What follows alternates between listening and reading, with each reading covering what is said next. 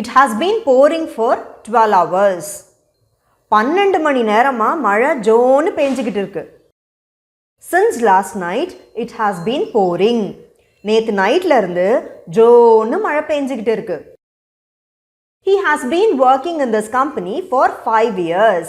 அவரு இந்த கம்பெனில 5 வருஷமா வேலை செஞ்சுக்கிட்டு இருக்காரு. Since 2018, he has been working in this company. 2018வது வருஷத்திலிருந்து அவரு இந்த கம்பெனில வேலை செஞ்சுக்கிட்டு இருக்காரு. They have been playing cricket for an hour. அவங்க 1 மணி நேரமா கிரிக்கெட் விளையாடிக்கிட்டு இருக்காங்க. Since 2 o'clock, they have been playing cricket. 2 மணியிலிருந்து அவங்க கிரிக்கெட் விளையாடிக்கிட்டு இருக்காங்க.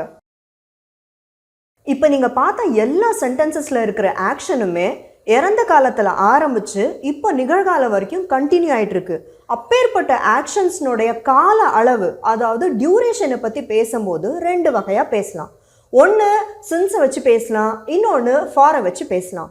சின்ஸை வச்சு பேசும்போது அந்த ஆக்ஷன் எப்போ ஆரம்பிச்சுது, அதாவது ஆரம்ப புள்ளி, ஸ்டார்டிங் பாயிண்ட்டு, அதை பற்றி குறிக்கிறது.